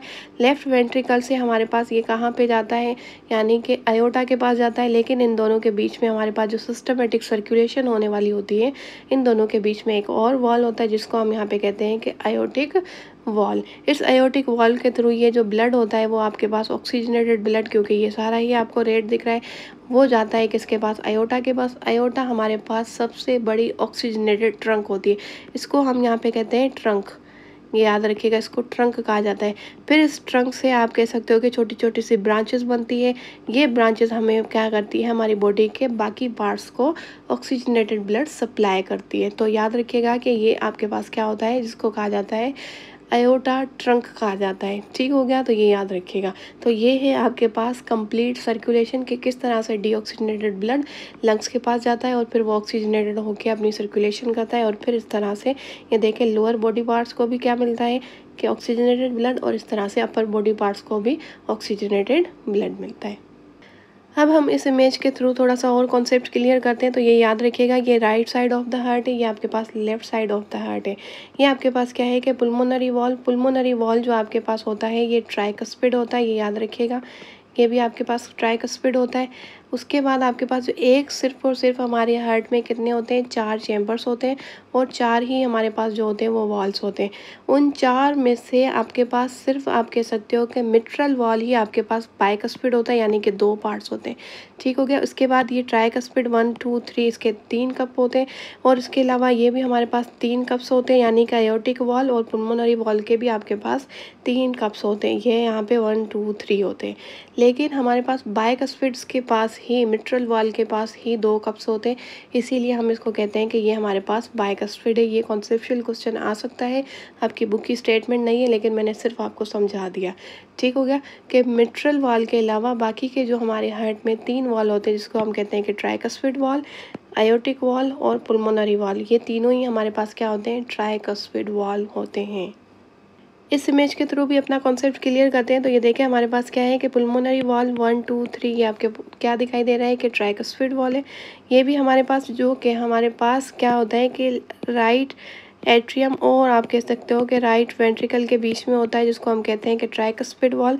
तो इसी तरह से ये हमारे पास होता है ट्राइकस्पिड, ये दोनों ही हमारे पास ट्राइकस्पिड होते हैं। एयोर्टिक वॉल भी आप देख सकते हो कि ये भी हमारे पास ट्राइकस्पिड है 1 2 3, और ये मिट्रल वॉल है जिसको हम कहते हैं कि ये हमारे पास होता है बाइकस्पिड वॉल। क्लियर हो गई बात। तो ये हम आपके पास वॉल्स का कंप्लीट कॉन्सेप्ट। ठीक होगा। ये आपके पास ट्रंक है जिसको हम अयोटा कहते हैं, जिससे छोटी छोटी सी ब्रांचेस अब आगे जाके निकलेंगी। ठीक। अब हम ये बात करते हैं कि आपके पास डीऑक्सीजनेटेड ब्लड और ऑक्सीजनेटेड ब्लड का फ्लो क्या होता है। तो कहता है कि सुपीरियर एंड इन्फीरियर वेना कावा वहाँ से आती है, फिर वो कहाँ पे जाएगा, आपके पास थर्ड पार्ट राइट एट्रियम में, फिर वो ट्राइकस्पिड वॉल के पास जाएगा, इससे क्रॉस करेगा राइट वेंट्रिकल के बाद वो जाएगा पुल्मोनरी वॉल, पुल्मोनरी वॉल से वो जाएगा हमारे पास एक्सेप्शनल, हमारे पास ये केस है पुल्मोनरी आर्टरीज, जो कि हमारे पास ये रही पुल्मोनरी आर्टरीज, वहाँ से हो जाएगा लंग्स के पास जाने के बाद वो हो जाएगा ऑक्सीजनेटेड होने के बाद वो आएगा कहाँ पे, ये हमारे पास फिर से एक आप कह दो कि एक्सेप्शनल केस है पुल्मोनरी वेन का, जो कि ऑक्सीजनेटेड ब्लड को कैरी करती है। फिर हमारे पास लेफ्ट एट्रियम में, वहाँ से हमारे पास मिट्रल वॉल यानी कि बाइकस्पिड वॉल के पास जाएगा, फिर हमारे पास वेंट्रिकल से हमारे पास एयोर्टिक वॉल से हमारे पास आयोटा से ये हमारे पास छोटी छोटी सी जो ब्रांचेस निकलती है, यहाँ से हमारे पास पूरी बॉडी के अंदर यानी कि सर्कुलेशन होगी। ये है आपके पास complete concept path of blood flow through the heart. अब हम नोट्स के थ्रू इस कॉन्सेप्ट को क्लियर करते हैं। तो याद रखिएगा स्ट्रक्चर ऑफ हार्ट में कहता है the heart has actually 2 separate pump, और ये हम पहले ही बात कर चुके हैं कि हमारा जो ह्यूमन हार्ट होता है वो डबल सर्कुलेटरी सिस्टम रखता है। तो राइट वन जो हमारे पास चैम्बर्स होते हैं वो हमारे पास ब्लड को पंप करता है टूवर्ड्स लंग्स, और जो लेफ़्ट चैम्बर्स हमारे पास होते हैं वो ब्लड को सर्कुलेट करते हैं टूवर्ड्स द पेरिफेरल ऑर्गन, क्योंकि वो हमारे पास ऑक्सीजनेटेड ब्लड होता है।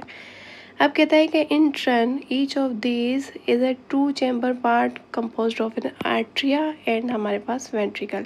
लेकिन उसके साथ साथ याद रखिएगा कि एट्रिया जो आपके पास होते हैं वो वीक प्राइमर पंप होते हैं फॉर द वेंट्रिकल, क्योंकि अगर हम इस तरह से इसका क्रॉस सेक्शन करें तो याद रखिएगा कि हमारे पास ये क्या होता है कि राइट एट्रियम, ये हमारे पास राइट वेंट्रिकल जो कि डीऑक्सीजनेटेड ब्लड रखते हैं, और फिर हमारे पास लेफ़्ट एट्रियम और लेफ़्ट वेंट्रिकल जो कि ऑक्सीजनेटेड ब्लड रखते हैं।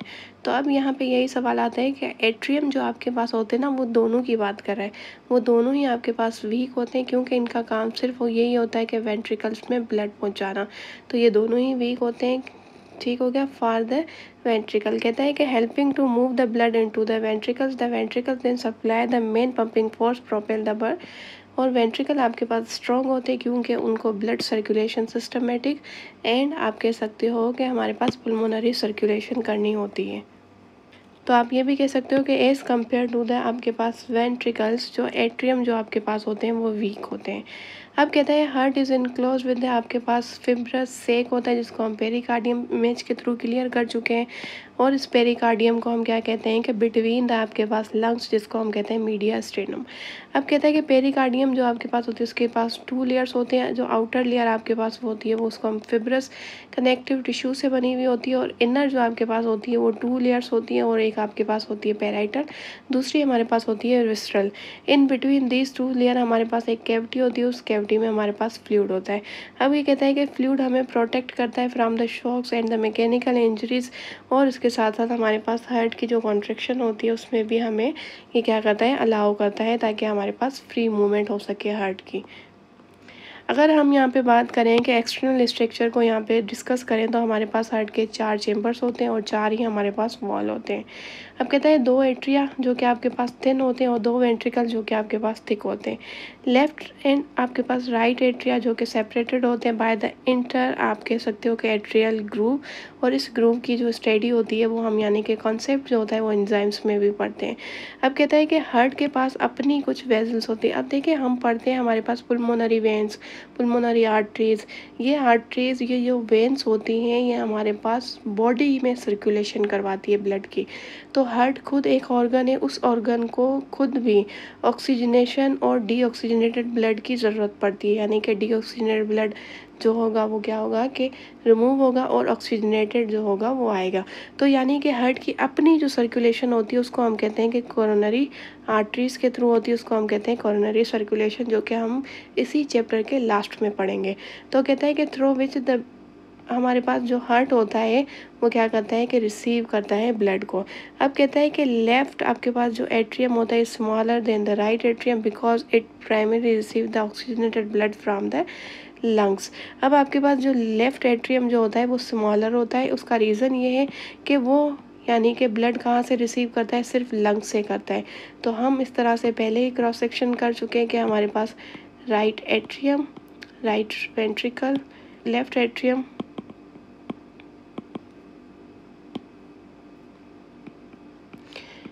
Left ventricle.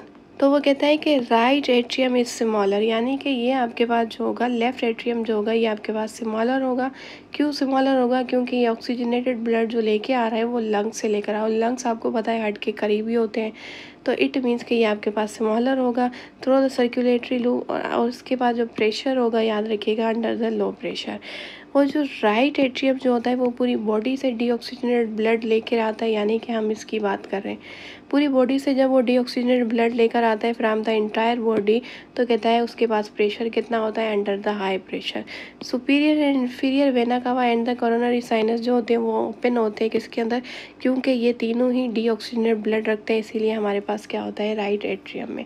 अब कहता है कि लेफ्ट एट्रियम जो होता है वो 4 ओपनिंग्स रखता है, जिसको हम क्या कहते हैं, यानी कि हमारे पास पुल्मोनरी वेन्स 4 ओपनिंग्स, या फिर हम इसको 2 पेयर्स ऑफ द पुल्मोनरी आप कह सकते हो कि पुल्मोनरी वेन्स, ये भी स्टेटमेंट। और वो आपके पास क्या होती है, लेफ्ट एट्रियम।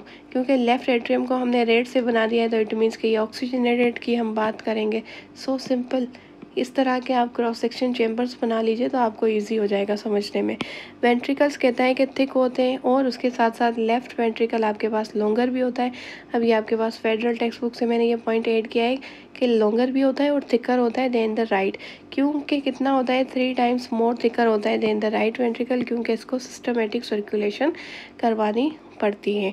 अब कहता है पुल्मोनरी ट्रंक जो होता है वो अराइजेस करता है फ्रॉम द आपके पास राइट वेंट्रिकल, यानी कि ये ऐसा ट्रंक होगा जो कि डीऑक्सीजनेटेड ब्लड को कैरी करेगा, जो कि राइट वेंट्रिकल से आ रहा है, क्योंकि राइट वेंट्रिकल आपके पास अल्टीमेटली डीऑक्सीजनेटेड ब्लड को कैरी करते हैं।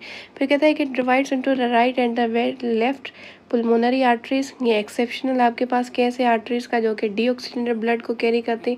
उसने आगे कहा भी है that carry the deoxygenated blood to the lungs, oxygenation होने के लिए जा रही होती है। ऑक्सीजनेटेड होने के बाद वो कहता है कि वो कहाँ पे आती है, आपके पास इन्हीं 4 आपके पास जो 4 हमारे पास पुल्मोनरी वेन्स होती है उसके थ्रू इंटर होती है, आप कह सकते हो कि राइट एट्रियम में। ठीक हो गया, लेफ्ट एट्रियम में, लेफ्ट एट्रियम से वो जाएगी लेफ्ट वेंट्रिकल से, और फिर वो आयोटा में जाके फर्दर ब्रांचेस करेंगी। अब हम इसके इंटरनल स्ट्रक्चर को स्टडी करते हैं तो आपको पता है कि एट्रियम आपके पास थिन होते हैं। इंटर एट्रियम सेप्ट्रम से 2 एट्रिया आपके पास सेपरेट हो जाते हैं। Right atrium receive the blood from the superior, आपके पास inferior vena cava and the coronary sinus. ये याद रखिएगा तीनों ही इंटर होती है राइट एट्रियम में। सुपीरियर वेना कावा जो होता है अपर बॉडी से डीऑक्सीजनेटेड ब्लड लेकर आती है, इन्फीरियर लोअर बॉडी पार्ट से लेकर आती है। कोरोनरी साइनस जो होती है हार्ट के अपने जो आपके पास डीऑक्सीजनेटेड ब्लड होता है वो लेकर आती है। अब कहते हैं कि अगर हम बात करें राइट एट्रियम की, डीऑक्सीजनेटेड ब्लड को कैरी करती है, वाइल आपके पास जो लेफ्ट एट्रियम है वो रिसीव करती है oxygenated blood from the lungs through the 2 pairs of the pulmonary veins, जिसकी हमने अभी बात की थी। 4 पुल्मोनरी वेन्स भी आप कह सकते हो और उसके साथ साथ 2 पेयर्स की भी बात कर सकते हो, एक ही बात है। अब आपके पास जो वेंट्रिकल है ना, इसका थोड़ा सा डीप कॉन्सेप्ट है। कहता है कि 2 ventricle are separated from one other interventricular septum, right and the left. कहता है कि पुल्मोनरी आर्टरीज कैरी करेगी डीऑक्सीजनेटेड ब्लड, क्योंकि ये आर्टरीज हैं। आर्टरीज जो हैं आपके पास डीऑक्सीजनेटेड ब्लड जो है वो लेके जाएंगी कहाँ पे, लंग्स की तरफ, ताकि वो ऑक्सीजनेटेड हो। अब यहाँ पे याद रखिएगा कि आयोटा जो है वो आपके पास लेफ्ट वेंट्रिकल से अराइज होता है। आयोटा जो होता है वो आपके पास आयोटा ऑक्सीजनेटेड ब्लड रखता है, और लेफ्ट आपके पास जो हमारे पास चेम्बर्स होते हैं उनके पास ऑक्सीजनेटेड ब्लड होता है। अब वो कहता है कि वो डिवाइड हो जाता है किसके अंदर, अब ये आयोटा जो है असेंडिंग में, आर्च ऑफ द आयोटा में, और डिसेंडिंग में ये ब्रांचेस करता है। अब किस तरह से, ये है आपके पास कॉन्सेप्ट। तो इमेज के थ्रू इस कॉन्सेप्ट को क्लियर करते हैं। ये देखिए आपके पास क्या है कि ये हमारे पास सबसे बड़ा, वो कहता है कि आर्च ऑफ द आयोटा है। Iota, arch of the iota में फर्दर आपके पास ब्रांचेस निकल रही है। तो वो कहता है कि सबसे पहली जो आपके पास ब्रांच है वो कहता है कि असेंडिंग है। असेंडिंग के बाद हमारे पास ये देखें कि ये हमारे पास डिसेंडिंग है। ये आपके पास इसको कहा जाता है कि आयोटिक आर्च है। ठीक हो गया। तो ये याद रखिएगा कि आपके पास क्या होता है कि आयोटा से हमारे पास 3 ब्रांचेस निकलती है। एक आपके पास होती है असेंडिंग, दूसरी आपके पास होती है डिसेंडिंग, तीसरी आपके पास होती है आयोटिक आर्च। तो ये कहता है कि aorta arises to form the left, आपके पास ये कहाँ से निकलता है आयोटा, लेफ्ट वेंट्रिकल से, क्योंकि left ventricle oxygenated blood carry करता है। और वहाँ से हमारे पास सबसे बड़ी, आप कह दो कि आयोटा जो होता है वो सबसे बड़ी, आप कह दो कि ऑक्सीजनेटेड आर्टरी आप कह सकते हो, या फिर ट्रंक भी इसको कहा जाता है। उससे कितनी आपके पास निकलती है, तो आपकी बुक की स्टेटमेंट कहती है कि हमारे पास ascending arch of the aorta और इससे डिसेंडिंग आयोटा जो होती है वो क्या होती है कि ब्रांच निकलती है। अब हम इसको 1 बाय 1 स्टडी करते हैं। कहते हैं कि right and left coronary arteries arises from the ascending. Ascending से आपके पास क्या निकल रही है, right and the left coronary arteries. अब ये आपके पास क्या है कि असेंडिंग है। अब इस असेंडिंग से देखिए हमारे पास क्या निकल रहा है, ये कह रहा है कि राइट कोरोनरी आर्टरी है, जो कि ये पॉइंट दिखाया हुआ है, और ये यहाँ से हमारे पास लेफ्ट कोरोनरी आर्टरी जो है वो निकल रही है। और वो कहाँ से निकल रही है, वो हमारे पास निकल रही है असेंडिंग आयोटा से। उसके बाद हम बात करते हैं कि आपके पास आर्च ऑफ द आयोटा से हमारे पास किसको हम क्या कहते हैं, आयोटिक आर्च भी कहते हैं। वो कहता है कि विच गिव राइज द, आपके पास क्या गिव राइज करता है, तो ये आपके पास एक नया वर्ड है जिसको हम क्या कहते हैं, आप इसको पढ़ सकते हो कि ब्रेकियोसेफेलिक आर्टरी।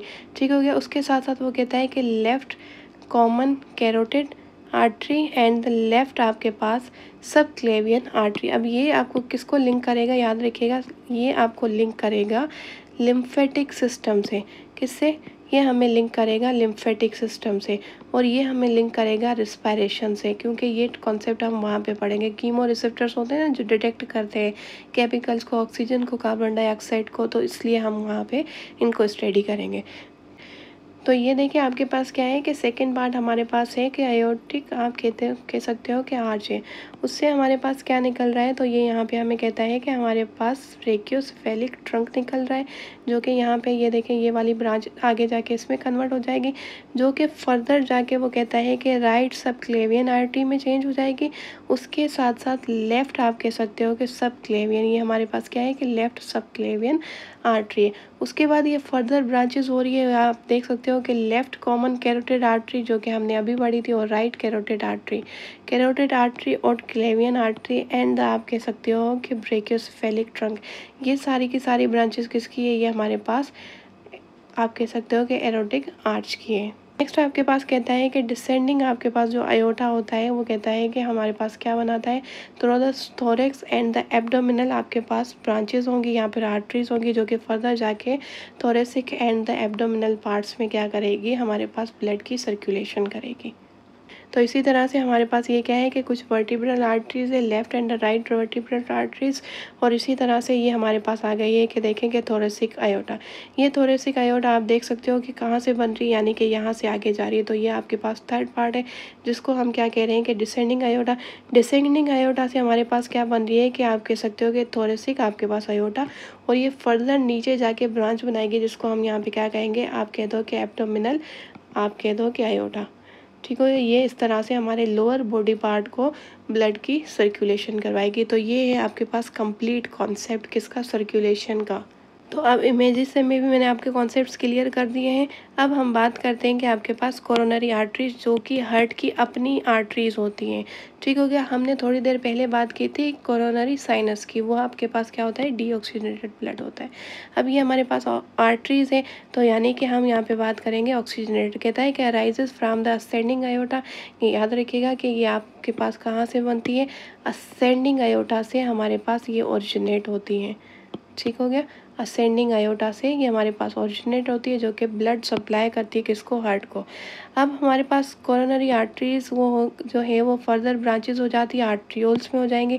फिर एक साइट होगा कैपिलरीज जहाँ पे हार्ट की अपनी सर्कुलेशन डीऑक्सीजनेटेड और ऑक्सीजनेटेड क्या होगा कि ये वो साइट होगी जहाँ पे एक्सचेंज होगा ब्लड का।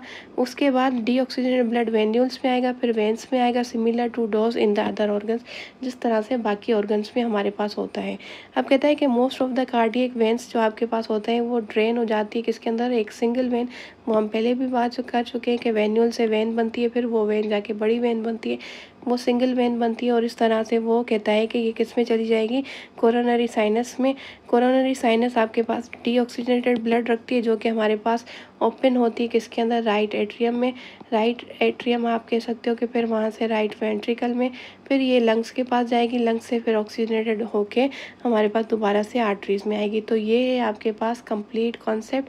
कोरोनरी आपके पास सिस्टम जो है वो मैंने आपको इसलिए पढ़ाया क्योंकि इसी चैप्टर के लास्ट में आपके पास आप कह सकते हो कि सर्कुलेशन भी है। ठीक हो गया, जिस तरह से कोरोनरी सर्कुलेशन है, हम पुल्मोनरी सर्कुलेशन भी पढ़ेंगे। उसके साथ साथ हम याद रखिएगा आप कह दो कि आपके पास सिस्टमेटिक सर्कुलेशन भी पढ़ेंगे। उसके बाद हम रीनल सर्कुलेशन भी पढ़ेंगे, पोर्टल सिस्टम भी पढ़ेंगे। तो ये सारी सर्कुलेशन है जो कि हमें लिंक करेगी हमारे बॉडी ऑर्गन से कि ऑक्सीजनेटेड और डीऑक्सीजनेटेड ब्लड हमारी बॉडी में किस तरह से सर्कुलेट होता है। अब हम एमसीक्यूज़ के थ्रू अपने कॉन्सेप्ट्स क्लियर करते हैं। तो सबसे पहले लिखा गया है structure and the wall of the heart, which one of following is not true, यानी कि हमें फॉल्स स्टेटमेंट फाइंड आउट करनी है। तो कहता है the heart pump the blood, और आपको पता है कि ब्लड में मैंने आपको पहले ही बता दिया कि हमारे पास ब्लड के दो पार्ट्स होते हैं, एक आपके पास होता है प्लाज्मा, दूसरा जो होता है वो आपके पास होता है सेल। ठीक हो गया, तो उस प्लाज्मा के अंदर हमारे पास नेसेसरी सब्सटेंसेस होती हैं, और सेल में हमारे पास red blood cells, white blood cells और उसकी टाइप्स, और फिर हमारे पास प्लेटिलेट्स होते हैं। तो कहता है कि which carries all the vital materials that help in the various body function, बिल्कुल सही है। Heart is situated in the thoracic cavity in between the two lungs, slightly left, ठीक हो गया, लिफ्टेड टू द लेफ्ट, बिल्कुल सही है, slightly lifted उसने बात की है। पेरिकार्डियम जो आपके पास होता है वो क्या करता है, हमें प्रोटेक्ट करता है हार्ट को from the shocks and the mechanical injuries, somehow, ये भी सही है। लेकिन कहता है कि मेलियन आपके पास जो हार्ट होता है वो आप कह दो कि न्यूरोजेनिक होता है। तो याद रखिएगा, न्यूरोजेनिक का मतलब होता है जिसका कनेक्शन किससे हो, न्यूरॉन से हो। तो हमें पता है कि हमारे पास जो मायोजेनिक हमारे पास जो मसल्स होते हैं वो मसल्स यानी कि एसए नोड और हमें एवी नोड जो होता है उसका कॉन्सेप्ट देते हैं, यानी कि हार्ट अपनी कंडक्शन खुद करता है। और वो हमारे पास कौन से मसल्स होते हैं, मायोजेनिक मसल्स होते हैं जो कि कंडक्शन करवाते हैं। तो हमें क्या करना पड़ता है, हमारे पास यहाँ पे मायोजेनिक होगा, और ये स्टेटमेंट एनटीएस पास्ट पेपर में आ चुकी है जो कि मैंने यहाँ पे ऐड की। तो ये इनकरेक्ट है और हमें फाइंड भी इनकरेक्ट ही करनी थी। Next MCQs, which of one of the following कहता है कि true about the heart, volume of the both atria greater than the volume of the both ventricle. आपको पता है कि हम पहले ही अभी नोट्स के थ्रू क्लियर कर चुके हैं कि हमारे पास जो एट्रिया होते हैं वो हमारे पास छोटे चैम्बर होते हैं, वेंट्रिकल्स हमारे पास बड़े चैम्बर्स होते हैं। तो वो कहता है कि वॉल्यूम यानी कि अगर छोटे चैम्बर्स में हमारे पास ब्लड भी जो होगा वो कम ही आएगा, तो इसलिए कहता है कि ग्रेटर है, ग्रेटर तो नहीं होगा। ठीक हो गया। अब कहता है the volume of the both ventricles greater than the volume of the both atria, तो इट मीन्स कि ये हमारे पास सही है। तो अगर बराबर होगा तो याद रखिएगा कि हमारे पास यानी कि ग्रेडियंट जिसको हम कहते हैं प्रेशर ग्रेडियंट वो नहीं होगा। तो बराबर तो हो ही नहीं सकता, क्योंकि फिर प्रेशर कैसे लगेगा। एट्रिया से प्रेशर लगता है तभी हमारे पास जो ब्लड होता है वो वेंट्रिकल चैम्बर्स में आता है दोनों तरफ से, चाहे वो ऑक्सीजनेटेड हो चाहे वो आपके पास डीऑक्सीजनेटेड। अगर दोनों ही बराबर है, दोनों के अंदर प्रेशर सेम है, तो फिर कॉन्ट्रैक्शन कैसे होगी, प्रेशर कैसे लगेगा, क्योंकि कॉन्ट्रैक्शन से ही तो प्रेशर लगता है और प्रेशर से ही हमारे पास कॉन्ट्रैक्शन होती है। आप ऐसा भी कह सकते हो। तो कहता है कि ventricle are the upper chamber, ventricle हमारे पास क्या होता है, ये एट्रिया होते हैं, ये हमारे पास एट्रिया, ये वेंट्रिकल, ये राइट, ये लेफ्ट, ये हमारे पास राइट वेंट्रिकल, ये हमारे पास लेफ्ट वेंट्रिकल। तो ये स्टेटमेंट इनकरेक्ट है। तो हमें फाइंड क्या करनी थी, ट्रू करनी थी, और बी हमारे पास बिल्कुल ट्रू है। नेक्स्ट कहता है कि बाइकस्फिड वॉल या फिर जिसको हम मिट्रल वॉल जिसको हम कहते हैं वो हमारे पास कहाँ पे होता है, तो वो हमारे पास होता है लेफ्ट एट्रियम में, और आप कह दो कि लेफ्ट वेंट्रिकल में। Left atrium and the left ventricle यानी कि ए बिल्कुल सही है। Ventricles are the thick wall as compared to the atrium because it is to receive the blood from the atria. ये इनकरेक्ट है। ठीक हो गया। It is present on the posterior side, ये भी इनकरेक्ट है। It is to pump the blood, ये हमारे पास बिल्कुल सही है, क्योंकि ये हमारे पास वेंट्रिकल्स जो होते हैं वो थिक इसलिए होते हैं एट्रियम से क्योंकि इनको ज़्यादा पंपिंग करनी पड़ती है। ये हमारे पास इनकरेक्ट है, चाहे वो सिस्टमेटिक हो चाहे वो आप कह सकते हो कि पल्मोनरी सर्कुलेशन हो, क्योंकि हमारे पास एट्रियम से ये वेंट्रिकल, ये एट्रियम, ये वेंट्रिकल यहाँ से सिर्फ यहाँ आते हैं। तो ये हमारे पास थिन, हम कहते हैं कि इसलिए थिन होते हैं क्योंकि इनके पास जो मसल्स होते हैं वो भी कम होते हैं। वेंट्रिकल जो होते हैं वो थिक होते हैं, क्यों, क्योंकि उनको सर्कुलेशन ज़्यादा करनी पड़ती है, तो पंपिंग ज़्यादा करनी पड़ती है। Which one of the following is the thickest wall, आपके पास कौन सा होता है, तो वो आपके पास होता है लेफ्ट वेंट्रिकल। लेफ्ट वेंट्रिकल इसलिए होता है क्योंकि ये 3 टाइम्स थिकनेस ज़्यादा रखता है देन द राइट वेंट्रिकल, और दूसरा ये इसका रीज़न ये होता है कि इसको सिस्टमेटिक आप कह दो कि सर्कुलेशन करवानी होती है, यानी कि पूरी बॉडी में सर्कुलेशन जो होती है उसको हम कहते हैं सिस्टमेटिक सर्कुलेशन। उसके लिए हमें प्रेशर ज़्यादा चाहिए, यानी कि कॉन्ट्रैक्शन ज़्यादा चाहिए। Next match the column 1 with the column 2। Superior vena कावा, सुपीरियर वेना कावा आपको पता है, सबसे पहले तो आपको ये पता होना चाहिए कि डीऑक्सीजनेटेड ब्लड, लेकिन कहाँ से, हमारे पास अपर बॉडी पार्ट से, यानी कि ये होगा इसका ए का हमारे पास कनेक्शन होगा किसके साथ, एस के साथ। ठीक हो गया। इन्फीरियर वेना कावा यानी कि डीऑक्सीजनेटेड ब्लड होगा, ये भी लोअर बॉडी पार्टी, यानी कि बी से हम कनेक्ट करेंगे किसको, आर। तो ए से अगर हम एस को कनेक्ट करें तो हमारे पास बी हो रहा है, और हमारे पास सी हो रहा है, और हमारे पास डी। बी को अगर हम आर से कनेक्ट करें तो हमारे पास सिर्फ और सिर्फ बी बन रहा है, यानी कि बी भी गया और डी भी गया, लेकिन बाकी भी कंफर्म कर लीजिए। सी हमारे पास क्या है, पुल्मोनरी आर्टरी। पुल्मोनरी आर्टरी आपके पास डीऑक्सीजनेटेड ब्लड कंटेन करेगी, और वो हमारे पास टू द लंग्स लेके जाएगी। When oxygenated blood from the lungs, क्योंकि ऑक्सीजनेटेड ब्लड लंग्स से ऑक्सीजनेटेड होने के बाद हमारे पास पुल्मोनरी वेन्स में आता है। तो डी का आप कह सकते हो कि क्यू होगा, इट मीन्स के बी बिल्कुल सही है। नेक्स्ट एमसीक्यूज कहता है the atrioventricular valve prevent the back flow और the leakage of the blood. Atrioventricular valve जो होता है वो हमारे पास जो वेंट्रिकल्स होते हैं वहाँ से जब ब्लड इस तरह से कॉन्ट्रैक्शन करता है तो याद रखिएगा, तो वो बैकवर्ड फ्लो किसके लिए करता है, एट्रियम के लिए करता है। तो कहता है कि right ventricle into the right atrium, यानी कि एट्रियम से हमें जो ब्लड वापस ना जाए एट्रियम के अंदर, उससे हमें प्रिवेंट करता है। तो ये एमसीक्यूज की स्टेटमेंट सही है। कहता है कि left atrium into the left ventricle, इसलिए नहीं होता। ठीक हो गया। वेंट्रिकल से जब ब्लड आगे जाता है तो हम प्रिवेंट करवाते हैं कि वो एट्रियम में ना जाए, बल्कि वो कहाँ जाए, पुल्मोनरी एंड सिस्टमेटिक अयोटा के पास जाए। तो ये इनकरेक्ट है। Aorta into the left ventricle, ये सिस्टमेटिक हमारे पास जो होता है उसकी सैंपल है। Pulmonary veins into the right ventricle, ये भी हमारे पास इनकरेक्ट है। Tricuspid valve is present between, tricuspid valve जो आपके पास होता है तो याद रखिएगा हमारे पास कहाँ पे होता है, right atrium and the right ventricle के बीच में जो वॉल होता है तो वो हमारे पास होता है ट्राइकस्पिड वॉल। इसके साथ साथ याद रखिएगा सिर्फ हमारे पास एक मिट्रल वॉल ही होता है जिसको हम कहते हैं कि बाइकस्पिड। बाकी जो 3 आपके पास वॉल्स होते हैं वो हमारे पास ट्राइकस्पिड होते हैं, जो कि इमेज के थ्रू भी मैंने क्लियर किया। तो आज के लिए इतना ही। नेक्स्ट लेक्चर में हम बात करेंगे the faces of the heart, उसके बाद हम बात करेंगे एसए नोड और एवी नोड का, उसके बाद हम बात करेंगे हाईली कॉन्सेप्चुअल एमसीक्यू से अपनी प्रैक्टिस करेंगे। थैंक यू, अल्लाह हाफिज़।